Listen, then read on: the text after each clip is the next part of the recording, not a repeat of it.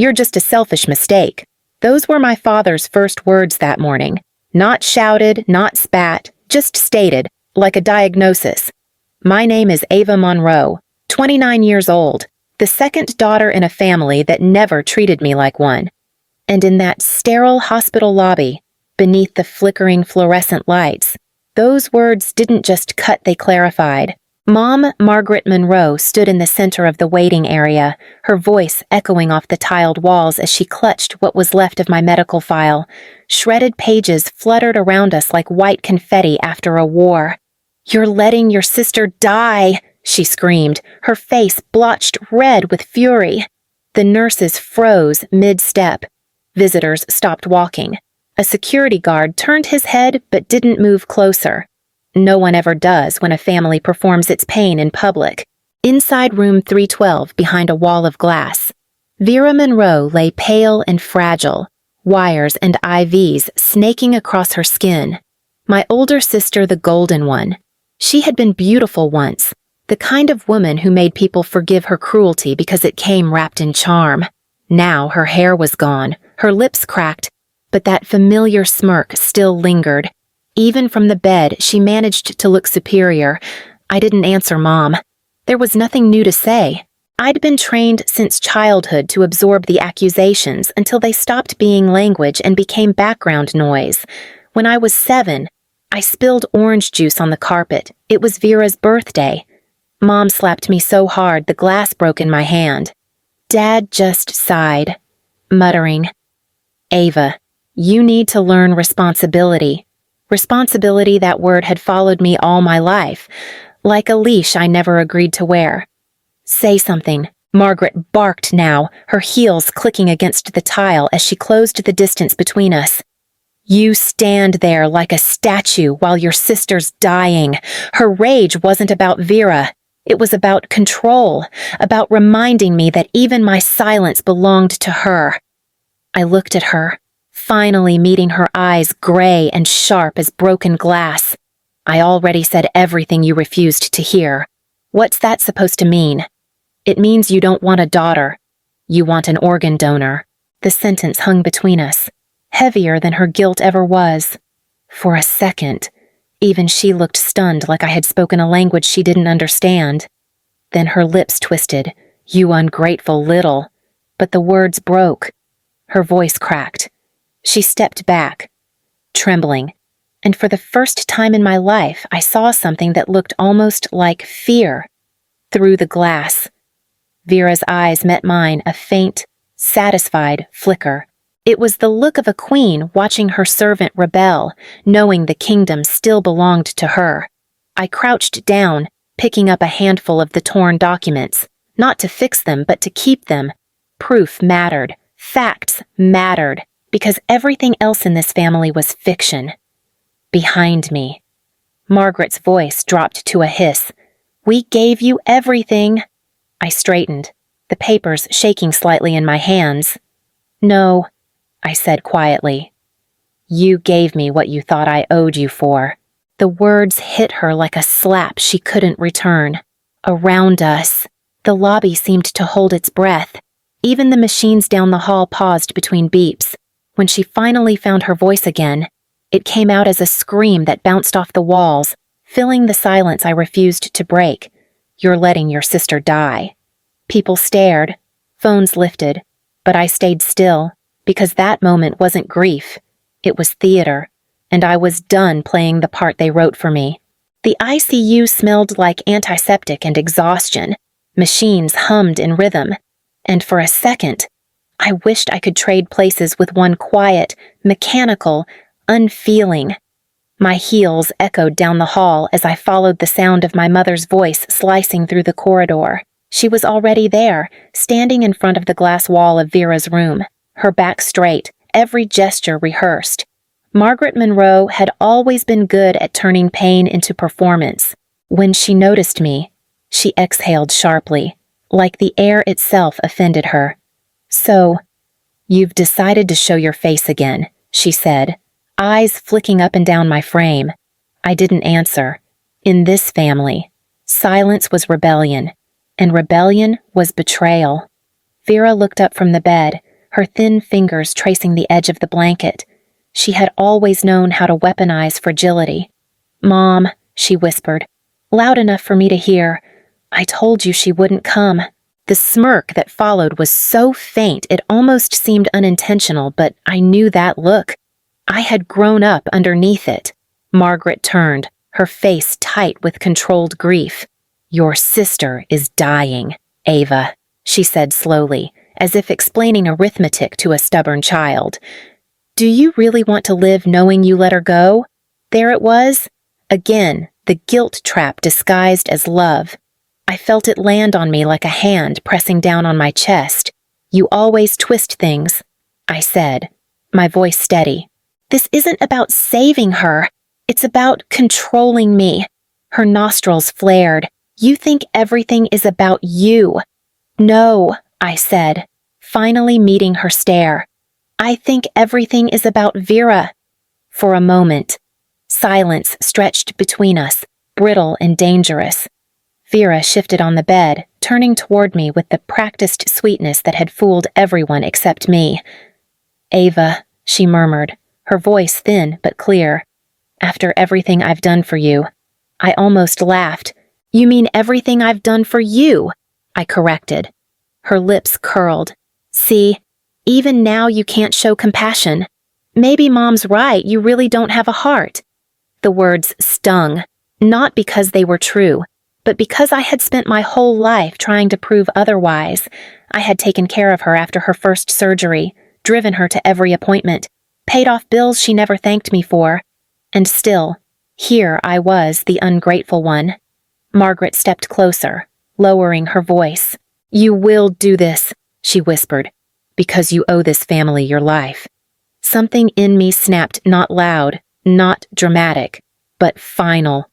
"You're right," I said softly. "I owe you my life, and I'm done paying." Her eyes widened, confusion flashing into fury. "Don't you dare!" But I didn't stay to listen. I turned away from her, from the pleading eyes of the nurses, from Vera's smirk reflected in the glass. My reflection followed me down the hall, pale and sharp. I barely recognized the woman staring back. By the time I reached the end of the corridor, the sounds of the ICU had melted into a dull hum. I stopped beside a vending machine, breathing hard, the sting of tears threatening to surface, but crying would give them victory. And I had given enough. I pulled my phone from my bag, scrolling through old messages proof of every request, every demand, every time they said family comes first when they meant Vera comes first. And then a thought surfaced, quiet but clear. If love is supposed to save, why does it always feel like a cage? I looked back one last time, through the glass. Margaret had already composed herself, her hand resting dramatically on Vera's arm, her expression a portrait of grief for anyone passing by. They looked like the perfect image of mother and daughter united, tragic, noble. Only I knew it was theater, and I was the only one who'd stopped buying tickets. The hallway outside the ICU felt colder than before, the kind of cold that seeps into your bones and makes you second-guess your own pulse. I leaned against the wall, staring at my reflection in the metal elevator doors. The woman staring back looked collected, calm even, but inside. I was unraveling. The words from both of them still echoed. "You're heartless. You owe this family your life." It was strange how guilt could sound so much like love when spoken by the right person. I found a quiet corner near the consultation lounge, away from the buzz of visitors and the hum of monitors. My phone buzzed with notifications, family group texts I'd muted months ago. The last message from Mom was still pinned at the top. "We don't ask for much. Ava. Just your help when it matters." Help. That word had always meant sacrifice. I opened my email app, scrolling past bills and reminders until I saw it the message I'd buried 6 months ago. National Donor Registry. Confidential results. The subject line was harmless enough, but my chest tightened as I tapped it open. The text was clinical. Detached. No biological compatibility detected. I remembered that day vividly. back then. I still thought maybe I could fix things by being prepared, by being useful. I had taken the test before anyone even asked, hoping the gesture might prove something loyalty, worth whatever currency love required in our family. But now, reading it again, all I felt was clarity. They never wanted the truth. They wanted compliance. I hit forward and typed Dr. Alan Keats in the recipient line. He was the physician overseeing Vera's transplant case, a man who valued order, rules, facts, the opposite of everything my family thrived on. In the CC field, I added attorney Naomi Price, the lawyer I'd quietly consulted months earlier after Dad tried to access my financial records for medical emergencies. Subject: reconfirming non-compatibility for records. Body: please verify attached results and update file accordingly. My thumb hovered over send for a heartbeat before pressing down. A simple act, but it felt like detonating something buried deep inside me. The screen went black. My reflection blinked back at me from the glass. My hands were steady, too steady. It hit me. Then, this wasn't about saving Vera. It never had been.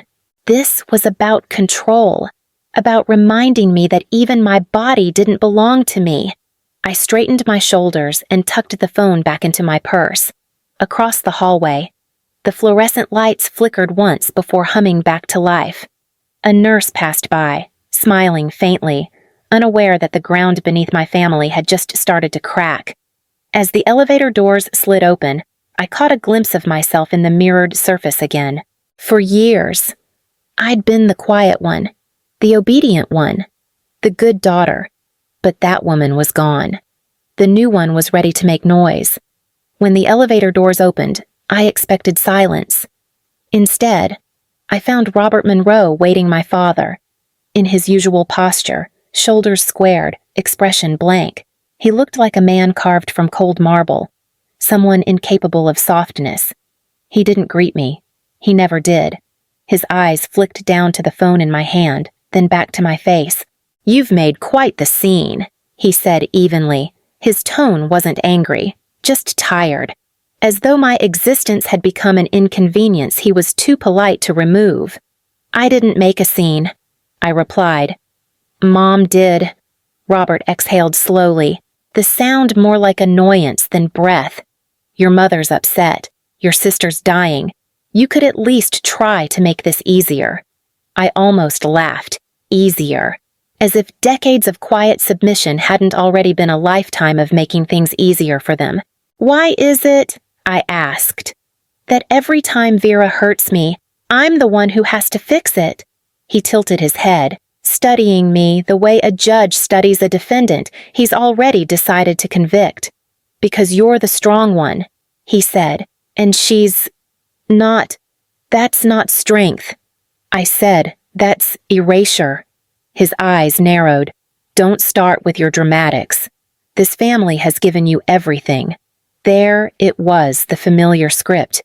I could have recited my lines by heart. "We gave you everything. You owe us. You exist because of us." I'd spent my life trying to earn love that was always conditional, like a debt I was never meant to pay off. But this time, something inside me stayed still, cold, clear. Robert's gaze sharpened. "Ava, listen to me. You're not walking away from this family. You're not that kind of person." "No," I said, meeting his eyes. "I'm not. You made sure of that." For a long second, neither of us moved. Then, in that same level tone he used for business calls and dinner blessings, he delivered the words that would burn themselves into me forever. "You're just a selfish mistake." He didn't raise his voice. He didn't have to. The simplicity of it was worse, like a sentence passed down by someone who believed himself incapable of error. I felt the words hit, heavy as wet cement, but I didn't let them sink. Instead, I straightened, the phone still warm in my hand. "You can call me selfish," I said, "but you can't call me yours." His jaw clenched, a flicker of something shock, maybe passing through his eyes. I stepped aside, close enough to feel the edge of his cologne, sharp and metallic. For years, I'd thought that scent meant safety. Now it smelled like suffocation. Without another word, I walked past him, heels striking the tile like punctuation marks. Each step felt final, a full stop after every sentence they'd written for me. As I pushed through the exit doors, sunlight cut across my face. The warmth startled me. For the first time in years, I realized what it felt like to stand in the open without permission. Inside, my father's verdict still echoed, but outside, my silence was over. 2 hours later, my phone buzzed with an email from Dr. Alan Keats. Subject urgent, clarification needed. The words blurred for a second before I opened the message. He wanted me to return to his office immediately. Something about inconsistencies in the donor database. The phrasing was too careful, the kind of language people use when the truth is dangerous. By the time I reached the hospital again, the corridors felt different. The air was thicker, heavier. Even the fluorescent lights seemed harsher, buzzing like a warning. When I stepped into Dr. Keats's office, he was already standing behind his desk, his hands folded, a manila folder waiting between us like evidence in a trial. "Miss Monroe," he said, voice low and cautious. "Before we continue, I need to ask when you last underwent genetic testing." "October," I said. "For the donor match. You have the results." He nodded, eyes flicking to the monitor. "That's the problem. We have 2 sets of data, yours and Vera's, and they don't align." I frowned. "What do you mean?" He hesitated, choosing his words like stepping through glass. "According to these results, you are not biologically related." The room went silent. The clock on the wall kept ticking, indifferent to the sound of my entire life shattering. "Not related," I repeated, barely above a whisper. Dr. Keats turned the monitor toward me. 2 colorful DNA charts glowed on the screen, side by side, and for the first time, I saw what truth looked like in numbers. No overlap, no shared markers, no trace of the family I had spent 3 decades trying to please. He spoke gently, but I barely heard him. "We reran the tests twice to be sure. There's no genetic connection between you and any member of the Monroe family." My throat closed. I pressed my palms against the desk, grounding myself in the cold wood.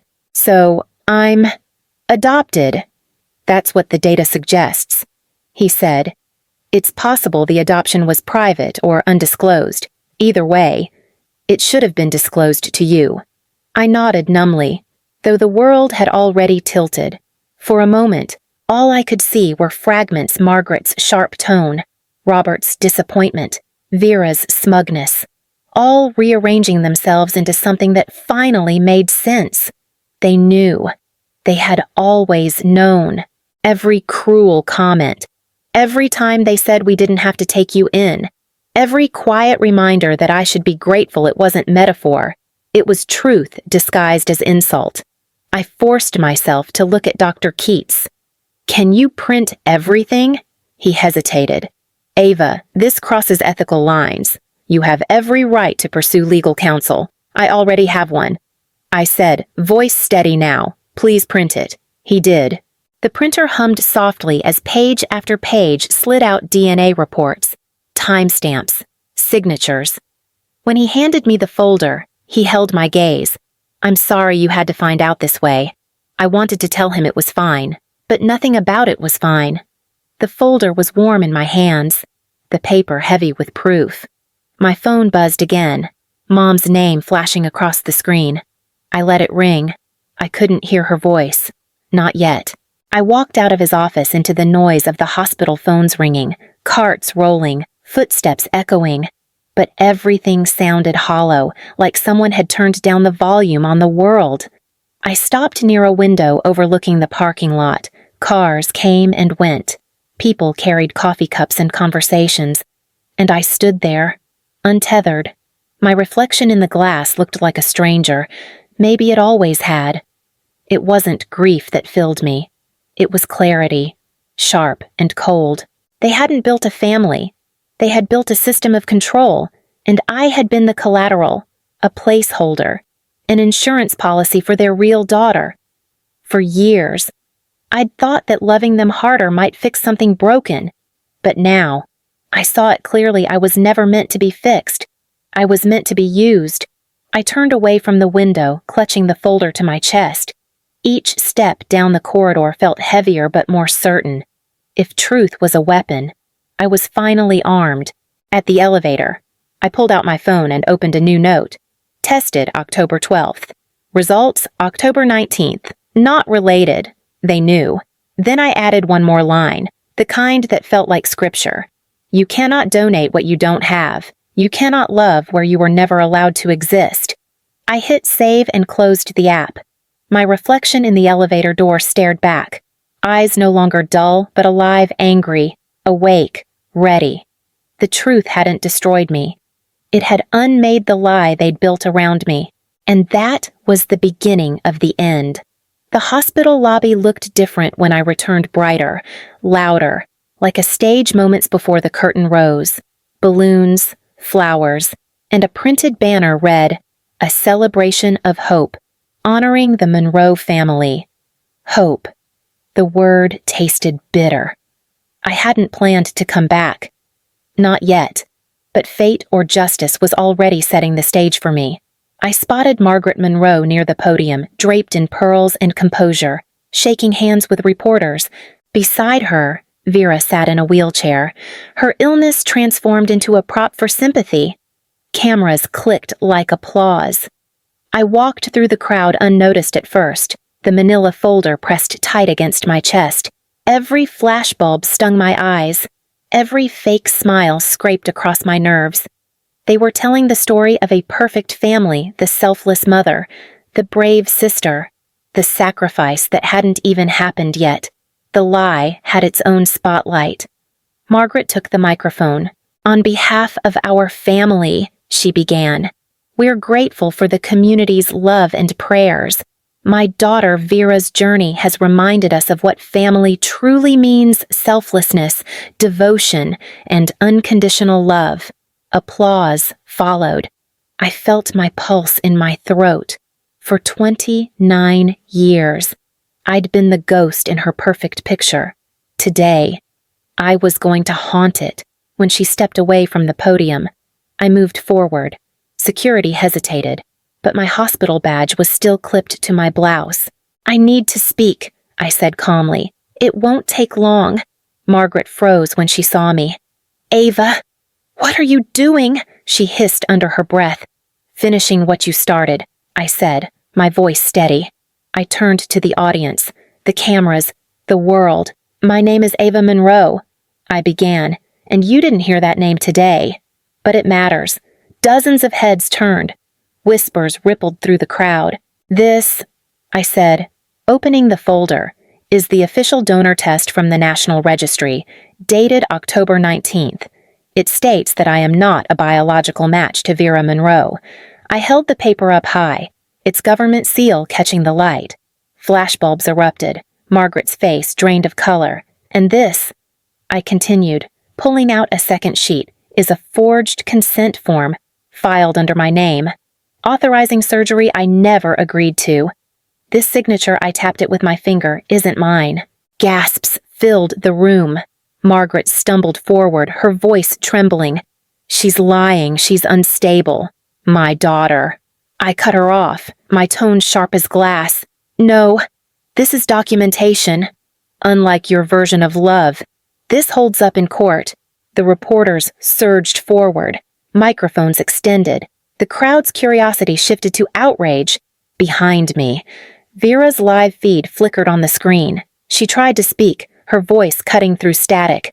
"Ava, stop this," I turned. Calm, deliberate. Why? Because the truth ruins the performance. Margaret lunged toward me, her hands trembling. "You're ruining everything." "Everything," I repeated, my voice low, almost kind. "Everything was already ruined. I'm just showing the damage." For a moment, no one breathed. Then the questions began shouted over one another. "Did you know about the adoption? Was the consent forged? Are you pressing charges?" I raised a hand. "This isn't about revenge," I said clearly, the words cutting through the chaos. "It's about silence. I've been quiet my whole life. Not anymore." Margaret swayed, pale and shaking, before collapsing. The sound of her body hitting the floor silenced the room. Nurses rushed in. Vera screamed. Cameras kept rolling. I gathered my papers, slid them back into the folder, and stepped off the stage. One reporter's voice rose above the rest. "Ava, what do you want?" Now I paused at the door, turning just enough for the cameras to catch my face. "Nothing," I said, "just daylight." The flash went off white, blinding. As I walked into the parking lot, my heels echoed like gunfire against the tile.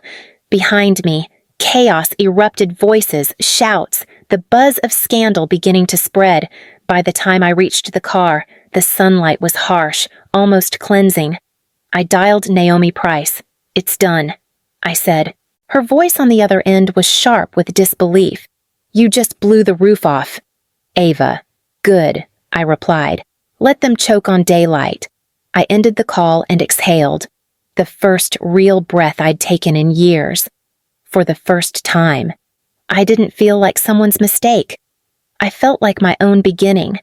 A week later, the world knew my story. Headlines blazed across every screen. "Adopted daughter exposes organ donation fraud." My name, Ava Monroe, was no longer a whisper tucked beneath theirs. It was a statement, bold and undeniable. The hospital board announced an internal investigation. Lawyers circled. Reporters camped outside the Monroe estate, hoping for a glimpse of the family that had built their empire on a lie. I didn't watch any of it. I didn't need to. Truth had already done what revenge never could set me free. Margaret Monroe remained under medical observation after her collapse. The news said stress-induced. I called it consequence. Robert stayed silent, his name notably absent from every statement. And Vera, my supposed sister, was discharged 2 days later. No interviews, no social media, no thank you posts wrapped in fake humility. For once, her silence wasn't a performance. It was surrender. I sat on my balcony every morning since, coffee in hand, the city alive beneath me. For the first time, the air didn't feel borrowed. It was mine. The noise of the world, the sirens, the chatter, the traffic no longer sounded like chaos. It sounded like life continuing, and I was finally part of it. Yesterday, I signed the papers at the courthouse. Ava Monroe, legally and entirely. No hyphen, no family prefix, no signature forged in someone else's name. Just mine. When I handed the clerk my ID, she smiled and said, "Congratulations." It was such a simple word, but it landed with the weight of an entire life reclaimed. When I got home, an envelope sat on my doorstep. No return address.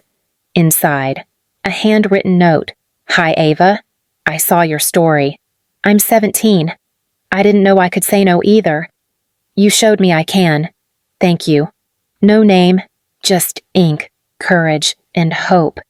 I read it twice, then folded it carefully and placed it beside the folder that started all this. Proof, not of pain, but of purpose. As the sun dipped behind the buildings, I whispered the only truth that mattered. Your worth is not up for negotiation. Your voice is not too loud, and you are not alone.